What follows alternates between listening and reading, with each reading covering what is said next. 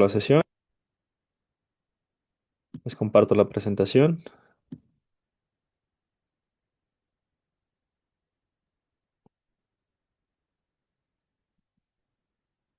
Y ahora sí, ya tenemos la presentación en pantalla completa. Muy bien, estábamos viendo algunas generalidades de la toxicología, la importancia de la toxicología a nivel nacional, los principales tipos de toxicología que afectan a la población mexicana.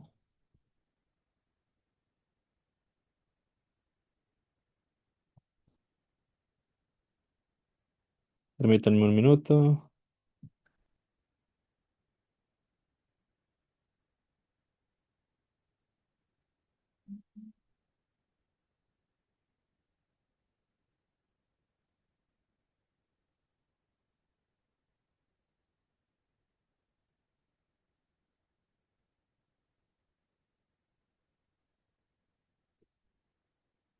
Listo, ahora sí.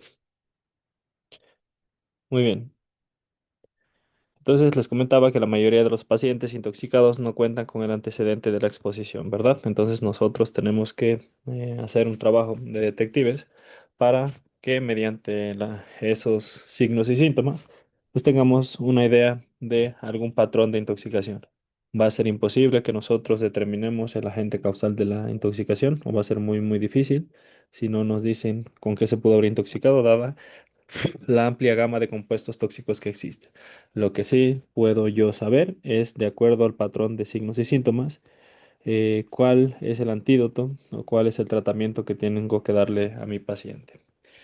Dentro de los factores que incrementan el riesgo de las intoxicaciones están la industrialización, la población mundial, el uso de energéticos, la producción, almacén y consumo de alimentos y productos industriales, el confinamiento de los desechos, en el hogar que podemos tener una gran cantidad de compuestos tóxicos, fármacos cada vez más potentes y más específicos, la venta al público de fármacos sin receta, donde muchas veces el paciente no conoce la dosis y entonces pues consume el medicamento como Dios le da a entender, el analfabetismo, la urbanización, el nivel de vida, diferentes condiciones sociales y características regionales.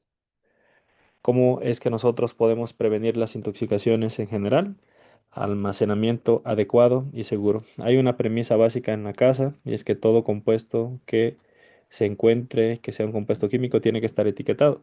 La mayoría de ellos pues ya vienen etiquetados, pero hay muchas veces que nosotros compramos a granel el cloro, el matarratas, el insecticida y lo dejamos ahí expuesto en la casa y pues si tenemos niños o visitas o nos deshacemos de ese compuesto sin saber qué es y después contaminamos otra región, pues esto puede representar un riesgo, ¿verdad? Entonces la premisa básica es que todo tiene que estar etiquetado. Educación pertinente, que sepamos que hay compuestos tóxicos, que se eduque dentro de la casa, particularmente a los niños, de que hay sustancias, hay líquidos, hay polvos que de plano no deben de agarrar. Ya en la parte laboral, tener el equipo y ropa de trabajo protectora, control de la emisión de los contaminantes. eh, no sé si venga ahí directamente, pero siempre hay que checar la estufa, checar el boiler para poder ver si hay alguna fuga, porque como pudieron ver ustedes hace rato, la intoxicación por monóxido de carbono es la principal causa de muerte por intoxicaciones en el país, particularmente en las regiones donde se utilizan las estufas de calefacción. Entonces, se le conoce como la muerte silenciosa a la intoxicación por monóxido de carbono porque no nos damos cuenta, de repente nada más nos da sueño, nos dormimos y ya no despertamos. Medidas y equipos de seguridad, revisión médica periódica. Pero esto en el caso de que pues, nosotros tengamos un medicamento el cual utilicemos crónicamente y si no, vamos de vez en cuando a hacernos un perfil hepático o un perfil renal, pues entonces no vamos a saber si ese medicamento nos está causando daño hepático o daño renal, ¿verdad? Prescripción correcta de medicamentos, esa parte le corresponde a ustedes. Venta de medicamentos solo con receta y particularmente en población susceptible, reconocer tendencias suicidas. Antecedentes históricos, léanlos, no los vamos a pasar eh, a propósito. Nada más, lo que sí nunca nos debemos de pasar es la frase de Paracelso, ¿verdad? Dosisala facit venenum. La dosis es la que hace el veneno, que también se puede traducir ya en el medicamento como la dosis hace el efecto. Muy bien, ahora vamos a hablar sobre la clasificación de los tóxicos. No hay un estándar de una sola clasificación, hay muchas clasificaciones. Entonces, podemos clasificarlos, por ejemplo, por el origen. Pueden ser de origen natural, pueden ser de origen sintético, pueden ser de origen semisintético. También por su estructura química están los alcaloides, los hidrocarburos, esteroides, aminas, péptidos, metales, etcétera. Esta clasificación es un intento por que nosotros tengamos una idea de qué tan dañinos son los productos industrializados. Entonces, el alcohol, cualquier producto químico, hasta el detergente que se compra para la casa, en la mayoría de los casos va a tener este código de rombos que se llama código CRETIP. Es una clasificación de riesgo por código de colores para la identificación y el almacenamiento de ciertas sustancias. Entonces, el rombo azul representa riesgo a la salud, el rojo representa inflamabilidad, el amarillo representa reactividad y el blanco, en el caso de los compuestos que vienen de Estados Unidos o que se ajustan a la normatividad de Estados Unidos, va a ser para riesgos especiales y equipo de protección. Aquí pues vemos la categorización de cada uno de los productos de acuerdo a el color que tengan en su etiqueta. El azul quedamos que era para riesgo para la salud, donde el cero significa que no tiene ningún riesgo, cuando tiene un 1 significa que es ligeramente peligroso, cuando tiene un 4 significa fatal.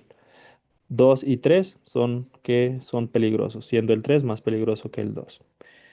El rombo rojo es el de riesgo de incendio, que básicamente nos dice inflamabilidad. El cero es que no se quema. El uno es que el combustible se quema si se calienta. El 2 significa que es combustible, como la gasolina, como el alcohol. Bueno, la gasolina y el alcohol son combustibles, pero aparte son inflamables. ¿Qué quiere decir esto? Que si se calientan, pues también pueden quemarse y generar quemaduras severas. Y el número 3 es que son inflamables, ¿verdad? Que pueden generar detonaciones. Y el número 4 representa a los compuestos que son extremadamente inflamables. Inflamables quiere decir que aparte de que se queme, puede producir detonaciones, entonces esto lleva un riesgo implícito. Amarillo representa el riesgo por reactividad. El cero es que es estable. Un uno que es inestable si se calienta. Dos que sufre un cambio químico violento. Esto puede desencadenar una explosión, puede generar calor, puede generar corrosión, puede generar que sea un compuesto ácido, etcétera. El 3 es detonación, una detonación, pero que requiere una fuente de inicio. Y el 4 es aquel que sufre una detonación rápida. Y ya el blanco, pues es características específicas. Y ya en la clasificación del sistema europeo significa el equipo de protección personal que debe tener cada una de las personas que trabajan con este tipo de compuestos químicos. También podemos clasificarlos por su potencia tóxica. Recuerden que la dosis es la que hace el veneno, entonces en esencia todos los compuestos químicos son venenos, hasta el agua puede ser un veneno cuando nosotros lo consumimos a una dosis que puede generar una disrupción de la homeostasis. Los compuestos extremadamente tóxicos van a ser aquellos donde su dosis letal 50 sea menor a 5 miligramos por kilogramo. Los muy tóxicos de 5 a 50, los moderadamente tóxicos de 50 a 500, los poco tóxicos de 500 a 5000 miligramos por kilogramo de peso de la persona. Y los que prácticamente son atóxicos son los de 5000 a 15000 miligramos por cada kilogramo de peso, ¿verdad? Entonces, si nosotros consumimos algo, 14 kilos de algo por cada kilogramo de peso, pues entonces, y eso no nos hace daño, eso es prácticamente no tóxico. Muy bien, también por el órgano que afectan. Pueden ser cardiotóxicos cuando afectan el corazón. Por ejemplo, están los digitálicos, que pueden ser fármacos o pueden ser plantas. Los neurotóxicos, como los metales pesados. Los ototóxicos, que afectan al oído interno, como algunos aminoglucósidos, que son una familia de antibióticos. Los hepatotóxicos, como el acetaminofén. los nefrotóxicos, como también los aminoglucósidos, que son estos antibióticos, los neumotóxicos que afectan al pulmón, como el asbesto, los sensibilizantes o alergizantes, que son una gran cantidad de compuestos químicos del ambiente, los mutágenos, los carcinógenos y los teratógenos. Recuerden que teratógenos son aquellos compuestos que solamente afectan a el feto y causan malformaciones cuando los consumen o se expone el feto, principalmente porque se expone la mama. Eh, por su uso, tenemos compuestos tóxicos de uso doméstico, de uso medicamentoso, de uso cosmético, de uso plaguicida, etcétera. Por lo tanto, un fármaco puede tener muchas clasificaciones. Un compuesto tóxico puede tener muchas clasificaciones para poder determinar qué tan tóxico es y a qué familia pertenece. Ahora también tenemos otra clasificación que es de acuerdo a su frecuencia. Entonces, las intoxicaciones también o los compuestos tóxicos pueden ser predecibles, dosis y tiempos dependientes y reproducibles. También tenemos la de tipo 2 que son las que van a ser raras, y estas son impredecibles, independientes de la dosis, independientes del tiempo y no reproducibles.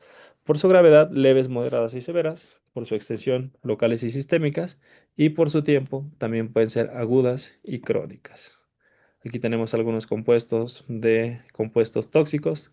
Del lado izquierdo tenemos a las láminas de asbesto, del lado derecho a el monóxido de carbono que se puede generar en una combustión incompleta de gas natural o de el gas butano, que es el que nosotros tenemos en los tanques, y también tenemos a muchos de los fármacos.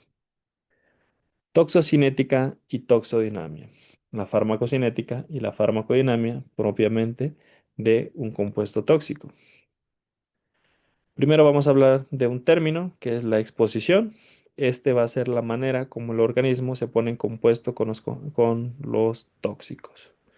Esta puede ser mediante diferentes vías. Las más comunes van a ser la inhalatoria, la cutánea y la digestiva, pero también puede haber otras como la placentaria, la contaminación de la leche materna o incluso la vía parenteral.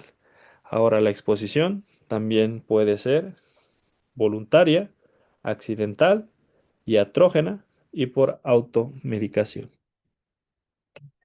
Un concepto que resulta pues importante particularmente para la toxicología es un parámetro de la farmacocinética que se llama volumen de distribución. Este tiene que ver con la distribución del fármaco en compartimentos ricos en agua, y el volumen de distribución, por lo general, va a ser de menos de 1 litro por kilogramo. En este caso, estos compuestos tóxicos pueden ser removidos de los tejidos y fácilmente eliminados por diuréticos o procedimientos dialíticos. Y también cuando los compartimentos el volumen de distribución amplio se refiere a compartimentos ricos en grasa, y en estos el volumen de distribución se incrementa, ¿verdad? Entonces, si el volumen de distribución es de 10 a 15 litros por kilogramo, entonces con que este ya sea de más de uno, los diuréticos y los procedimientos dialíticos fracasan, ¿vale? Entonces, el volumen de distribución tiene que ver directamente en la capacidad que tiene el compuesto tóxico para poder distribuirse rápido a las células y a los tejidos. Entonces, de acuerdo a su volumen de distribución, nosotros nos podemos dar una idea de qué tan rápido este medicamento llega a los tejidos. Cuando son de un volumen de distribución pequeño, entonces significa que pasan más tiempo en el torrente sanguíneo, pasan más tiempo en el intestino en el caso de que necesiten ser absorbidos, y tardan en llegar a los tejidos. Entre más bajo sea un volumen de distribución, significa que este tarda más tiempo en distribuirse hacia los tejidos y llegar a cada una de nuestras células y ejercer su efecto, ¿verdad? Esto tiene que ver con la hidrofobicidad, pero tiene que ver también con múltiples factores. Entonces es un parámetro que generalmente no se puede predecir de un fármaco, pero pues cuando ya conocemos el fármaco, pues ya lo podemos estudiar. Ahora, cuando tenemos un volumen de distribución amplio, significa que este fármaco muy rápidamente llega a los tejidos.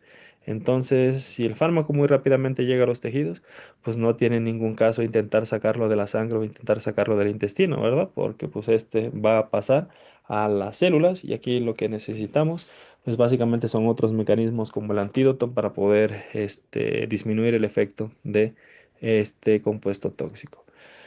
¿Sí queda claro a lo que se refiere al volumen de distribución? Creo que sí, era lo mismo que pasaba con los medicamentos, ¿no? Que decía que la intravenosa tenía un mayor efecto y que hacer como tableta y así. Bueno, así más o menos lo entendí. Que sí tiene algo que ver, Lucero. Básicamente, recuerden, volumen de distribución bajo, tarda más tiempo en absorberse, tarda más tiempo en el torrente sanguíneo y tarda más tiempo en llegar hacia las células. Por lo tanto, nosotros lo podemos eliminar por diuréticos o por procedimientos dialíticos, ¿vale? En la diálisis, básicamente, filtramos la sangre. Mientras que cuando son de volumen de distribución elevado, por encima de 10, de 15, entonces ahí, pues inmediatamente lo consume el niño, el adulto, va a llegar rápido al cerebro, va a llegar rápido al tejido adiposo, al músculo o cualquier órgano que sea su órgano blanco, y de nada nos van a servir intentar eliminarlo por diuresis o intentar eliminarlo por procesos dialíticos. Entonces, pues mejor ya si sabemos qué compuesto es y sabemos su volumen de distribución, pues entonces ya tenemos una idea de qué es lo que inmediatamente tenemos que hacer, ¿verdad? Si es de volumen de distribución amplio, pues ya no tiene ningún caso hacer diálisis, ya no tiene ningún caso utilizar carbón activado, o usar diuréticos y nos vamos directamente a el antídoto. Y también, ojo, esta es la parte importante de terapia intensiva y por eso también un día en terapia intensiva les puede costar 100.000 pesos, porque a veces para restablecer al paciente de acuerdo a su sintomatología se necesitan una gran cantidad de fármacos. Muy bien, este es el concepto como tal que está en su forma física, o sea, desde la rama de la física, por eso es un poquito complicado a veces de imaginarlo si nosotros simplemente lo vemos así. Quédense con el concepto que les mencionaba yo anteriormente, pero desde la perspectiva física, el volumen de distribución o volumen aparente de distribución es el volumen teórico del líquido en el que habría que disolver la cantidad total del fármaco administrado para que su concentración fuese igual a la del plasma. Entonces no nos podemos imaginar directamente lo que dice. Véanlo como el parámetro que nos alcanza a decir qué tan rápido llega un compuesto a los órganos diana. Si es de volumen de distribución bajo, se lo repito, tarda en llegar al órgano diana. Si es de volumen de distribución alto, tarda muy poco en llegar hacia el órgano diana. Aquí podemos ver el volumen de distribución de diferentes compuestos químicos. Recuerden que cuando este es menor a uno, nosotros podemos hacer carbón activado, podemos hacer diálisis, podemos hacer que nuestro paciente consuma diuréticos para poder eliminarlo fácilmente. Pero cuando es mayor a uno, pues esto no se va a lograr, sino que nos vamos a tener que ir directamente al antídoto, ¿verdad? Les voy a nombrar los menos comunes, que son los que tienen un volumen de distribución mayor a uno, y dentro de estos tenemos a la amitriptilina, la clorpromacina, la imipramina, que todos estos generalmente tienen en común que son antidepresivos, ¿sale? Muchos de los compuestos, como las drogas antidepresivas, como la familia de las benzodiazepinas, no tiene absolutamente ningún sentido hacer un lavado en nuestro paciente o hacer que orine mucho, porque muy rápidamente va a llegar al sistema nervioso central. Entonces, pues nosotros a veces perdemos tiempo a la hora de intentar hacer un lavado con carbón activado si sabemos que es una benzodiazepina, como el clonazepam, o otro antidepresivo, como la clorpromacina, pues nos vamos directamente a buscar el antídoto. Si sabemos, ¿verdad? Si sabemos, pues vamos a darle el antídoto. Si no sabemos, pues primero por más tenemos que tardar en saber qué tipo de toxíndrome nos está produciendo y por lo tanto ver cuál es el tratamiento que nosotros le vamos a dar. Tóxicos no dializables, tóxicos dializables para fines prácticos. Ya nos vienen aquí el nombre. Los dializables, ¿cuáles son? Aquellos en los que va a ser necesario hacer una diálisis para que pueda eliminarse el torrente sanguíneo. Y los no dializables, aquellos donde pues no tiene ningún caso hacer una diálisis porque como tienen un volumen de distribución amplio, van a llegar rápidamente al órgano diana. De los Dializables tenemos la aspirina y salicilatos, la heroína, el alcohol, el metanol, el etilenglicol, el fenobarbital, pentobarbital, paraldehído, herbicidas, flúor y cobre. Mientras que los no dializables son paracetamol, benzodiazepinas, antidepresivos tricíclicos, difenilidantoína, ácido valproico, que también es un antidepresivo, y un anticonvulsivo, anfetaminas, carbamazepina, digoxina, hidralazina, amanita faloides, que es un compuesto extraído de una planta, hierro y litio. Por obvias razones, sí, en clase no vimos todos estos, porque el tema de farmacología es muy amplio. En este resumen, pues tampoco los vamos a ver detalladamente todos, ¿verdad? Ya ustedes se expusieron y tienen una idea importante de qué es lo que se tiene que hacer cuando nosotros estamos ante un paciente intoxicado. Solamente nos vamos a enfocar en las más importantes, ¿vale? Muy bien. Medidas extracorpóreas de remoción del tóxico. Para la remoción con medidas extracorpóreas es importante que el volumen de distribución sea menor a 1 litro por kilogramo. Justamente lo que habíamos visto anteriormente, ¿verdad? Y dentro de estas medidas tenemos la hemodiálisis, la diálisis peritoneal, la hemoperfusión y la plasmafaresis. Plasmaferesis, ¿vale? Esto se hace en el segundo nivel de atención, en urgencias. Y diálisis gastrointestinal con carbón activado. En esta no influye directamente el volumen de distribución, aunque pues esto tiene que ver con otras características. Medidas generales y específicas del manejo del paciente intoxicado. ¿Cuándo sospechar de una intoxicación? Cuando exista un cuadro clínico de inicio súbito, ¿verdad? Que, por ejemplo, la mamá les diga, estaba bien y de repente ya lo encontré, vomitando, con los ojos llorosos y sudando frío. Entonces, pues eso es una señal de que pudiera llegar a ser una intoxicación. Ausencia de pródromos, algo que va previo a un signo característico de una enfermedad. También cuando se presenta una afectación multisistémica sin causa aparente. ¿Qué quiere decir multisistémica? Que el niño está tosiendo y al mismo tiempo se pone caliente y al mismo tiempo le lloran los ojos y le duele la cabeza. Esto quiere decir que varios órganos son los que se están viendo afectados. Entonces, pues este es un clásico de una intoxicación.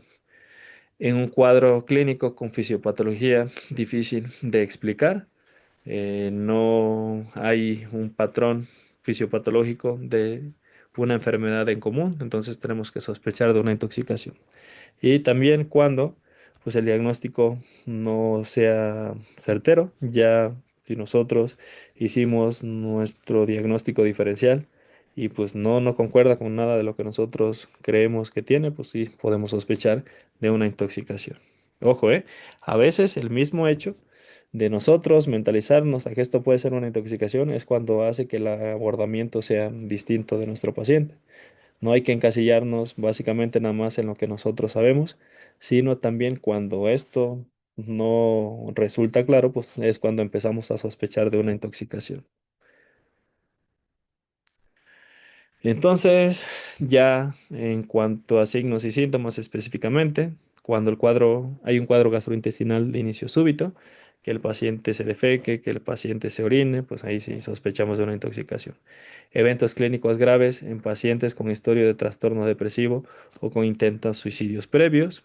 Falta de concordancia entre la historia clínica y el examen físico. Era un paciente completamente sano, no tenía enfermedades y de repente lo tenemos aquí en nuestro hospital con convulsiones, con enrojecimiento, etcétera.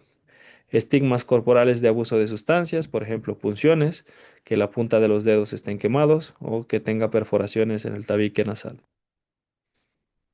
También cuando haya presencia de arritmias en personas que no deben de tener arritmias, como por ejemplo pacientes jóvenes que no tienen enfermedades, alteraciones de la conciencia, como convulsiones de novo, ¿qué quiere decir esto? Que nuestro paciente no era epiléptico y de repente presenta convulsiones, o también cuando estas son de causa desconocida.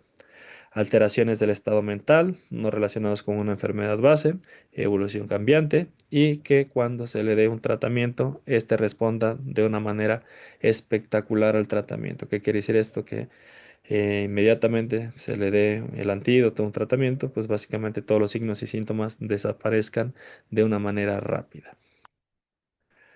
Fases del abordaje, intoxicado en la sala de urgencias. Esto es algo que todo urgenciólogo tiene que tener casi tatuado en la piel o al menos en una pared de su clínica.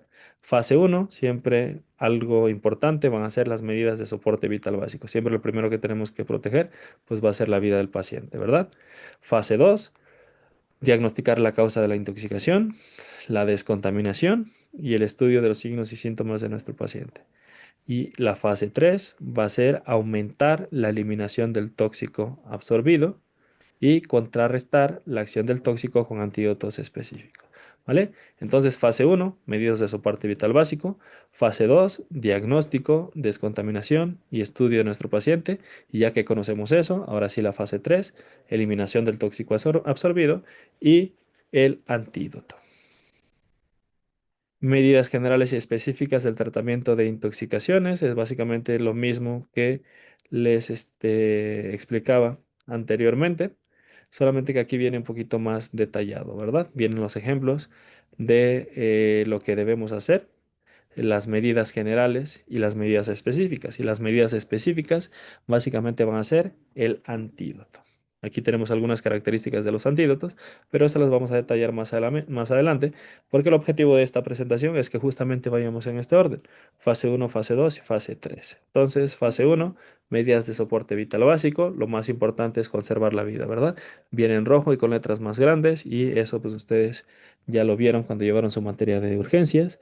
Las medidas de soporte vital avanzado es el famoso ABC de Air, Breathing y Circulation, ¿verdad? Y el paciente debe de tener las vías aéreas permeables, debe de estar oxigenado. En caso de que sea necesario, se va a intubar o debe tener ventilación mecánica, pero algo muy importante en nuestro paciente es que no se nos debe de ahogar ahí, ¿verdad? Siempre tiene que tener una vía aérea permeable. También el C es de la circulación. Se tiene que restablecer la hemodinamia y la corrección hidroelectrolítica o de ácido base. Utilizar las técnicas de apoyo vital básico avanzado como el RCP, ya que las intoxicaciones también se consideran traumas múltiples de origen químico. Aquí también podemos hacer una exploración física que a veces nos puede dar mucha información con respecto a la intoxicación de nuestro paciente. Entonces tenemos que poner particular atención al color de la piel, al aliento y al tamaño pupilar. Entonces nos llega un paciente inconsciente o con un comportamiento extraño o con una falla multisistémica. Lo primero que nosotros tenemos que observar es su piel, los ojos y también el aliento. ¿Por qué? Porque el color de la piel nos puede decir si está azul, que esté cianótico, puede ser una intoxicación por cianuro, puede ser una intoxicación por monóxido de carbono. Y la causa posible justamente puede ser, perdón, de monóxido de carbono, y la causa posible puede ser una metamoglobinemia. Si está rosado, aquí me equivoqué. Cuando está rosado es cuando es una intoxicación por cianuro. También puede ser por ácido sulfídrico, sulfuro de hidrógeno. Y cuando está rosado es porque tenemos una carboxihemoglobinemia. Carboxihemoglobinemia. Olor: si nuestro paciente huele a cetonas o cuerpos cetónicos, entonces es cetoacidosis alcohólica o puede ser cetoacidosis alcohólica. Si su aliento huele a almendras, entonces puede ser una intoxicación por cianuro. Si huele a ajo, pues es azufre. Entonces aquí, ¿de qué debemos de, perdón, si huele a ajo, es fosfatos? Entonces, ¿qué sospechamos aquí? Los plaguicidas, los órganos fosforados o el arsénico. Si huele a huevo podrido, es azufre, y ahí podemos sospechar de sulfuro de hidrógeno o de un compuesto que se llama disulfiram. Si huele a solvente o a petróleo, pues lo más seguro es que sean solventes, ¿verdad? Dentro de ellos tenemos a los hidrocarburos, como el tiner, como la gasolina, etcétera. El tamaño pupilar, si es miosis, permítanme un segundo.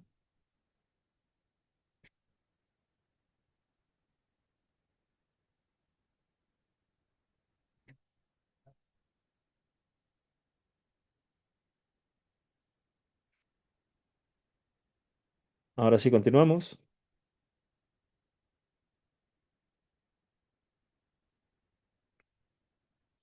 Si es miosis, que es que la pupila se haga más pequeña, muy probablemente sea un síndrome colinérgico ocasionado por organofosforados o carbamatos o también por opiáceos.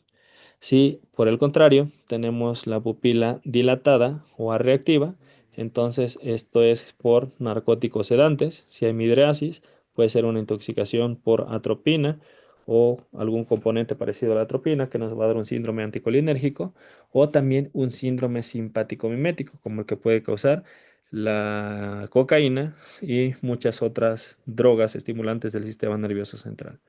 Si nuestras pupilas son arreactivas, ¿qué quiere decir esto? Que ante los cambios de luz ni se contraen ni se dilatan, entonces esto puede ser una intoxicación por barbitúricos, por cianuro o por monóxido de carbono. Entonces estos detalles que pudieran llegar a ser triviales, pues también pueden hacer la diferencia a la hora de una identificación rápida de qué compuesto tóxico puede ser el que está afectando a nuestro paciente. En fase 2 tenemos a las medidas de descontaminación. Lo primero que tenemos que hacer en nuestro paciente es retirarlo de lo que le está ocasionando la intoxicación y también depurarlo de ello, ¿verdad? Entonces, cuando la intoxicación es por vía dérmica, se retira la ropa, se usa agua y jabón no abrasivo y se lava todo durante mucho tiempo con jabón neutro y exhaustivamente la zona de la piel que entró en contacto con el compuesto tóxico. Ojo, no se utilizan pasta de dientes, no se utiliza miel, no se utilizan otros compuestos que muchas veces son comunes dentro de, el conocimiento de la población en general. Lo que tenemos que hacer es retirarle la ropa en el lugar donde tenemos la contaminación con el compuesto tóxico y solamente usar agua y jabón, mucho tiempo de agua y jabón. Cuando la intoxicación es oral, debemos de inducir el vómito. Esto solamente doméstico, actualmente es poco usado, sobre todo porque eso no nos garantiza que el fármaco o que el compuesto tóxico sea eliminado inmediatamente, ¿verdad? Pero si, por ejemplo, nosotros en nuestra casa vemos que el niño se está tomando los medicamentos y que justamente lo agarramos en la tapa en que todavía se lo sigue tomando, ahí sí, pues le inducimos el vómito. Lavado gástrico. Este puede ser con manitol u otros compuestos, o también la administración de carbón activado, que es lo que vamos a conocer como diálisis gastrointestinal. Cuando es por vía oftálmica, inmediatamente lavamos con 1 litro de solución salina o con agua. En los compuestos ácidos durante 30 minutos y en los compuestos que son básicos durante 2 horas. Todo ese tiempo tenemos que estar lavando o poniéndole el compuesto oftálmico a nuestro paciente. No se tiene que usar otras sustancias, salvo anestésico en caso de que le esté causando irritación y el anestésico tiene que ser anestésico oftálmico y solamente va a ser una gota. Inmediatamente tenemos que llevar a nuestro paciente al oftalmólogo. Medidas de descontaminación, ¿cuál va a ser su objetivo? Prevenir la absorción del compuesto tóxico. Uno de los principales agentes utilizados en la prevención de la absorción del compuesto tóxico, particularmente cuando éste se consumió por vía oral, es un compuesto que se llama carbón activado. Este se va a obtener de la madera, del coco, del almidón, del hueso o del arroz cuando se somete a un proceso que se llama pirólisis. La pirólisis va a ser un calentamiento a temperaturas entre 500 o 900 grados centígrados y aparte de eso se tiene que vapear, o sea, poner al vapor con dióxido de carbono, cloruro de zinc, ácido sulfúrico, ácido fosfórico, ya sea oxígeno y posteriormente a esto se lava perfectamente con agua y se deja secar hasta que queda completamente seco. Esa es la manera en la que generalmente se hace el carbón activado. Aunque hay toxicólogos que dicen que Si tú quemas tortilla y la pones en el microondas, pues ya tienes carbón activado también. Obviamente no va a tener las mismas características porque como vamos a ver más adelante, la capacidad de unir compuestos tóxicos del carbón activado tiene que ver directamente con su estructura. Y un proceso que ocurre en el carbón activado que se llama adsorción. La adsorción es literalmente permitir que los compuestos se queden pegados a esta sustancia.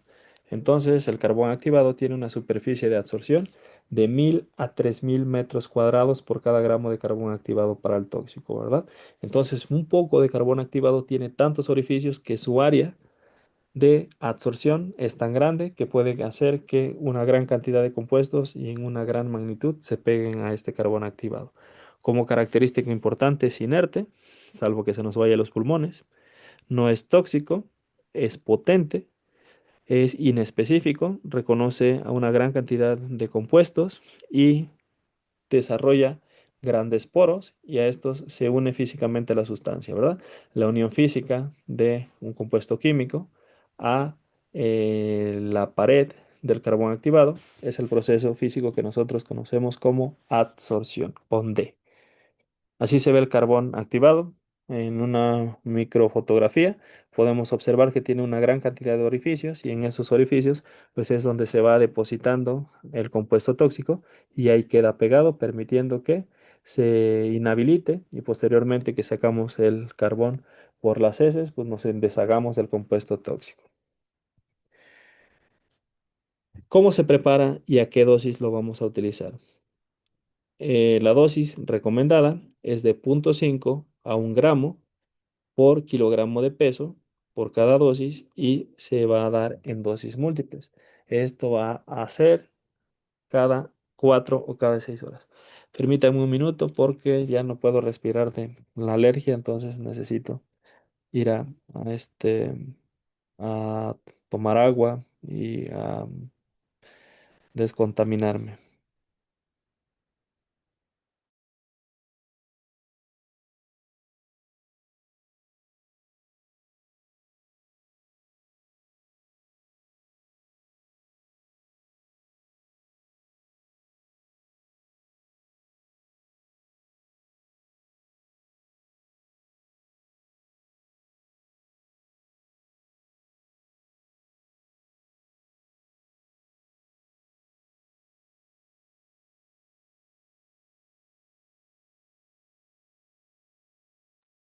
Listo, continuamos.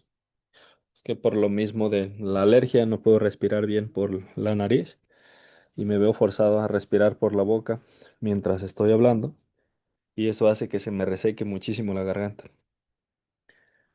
Muy bien, ahora sí, les comparto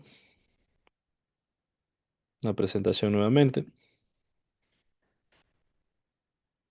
Muy bien, entonces la dosis calculada del carbón activado por kilogramo, diluida en manitol 1 a 4 a través de una sonda nasogástrica cada 4 horas, es la manera en la que nosotros pues, vamos a proporcionar el carbón activado.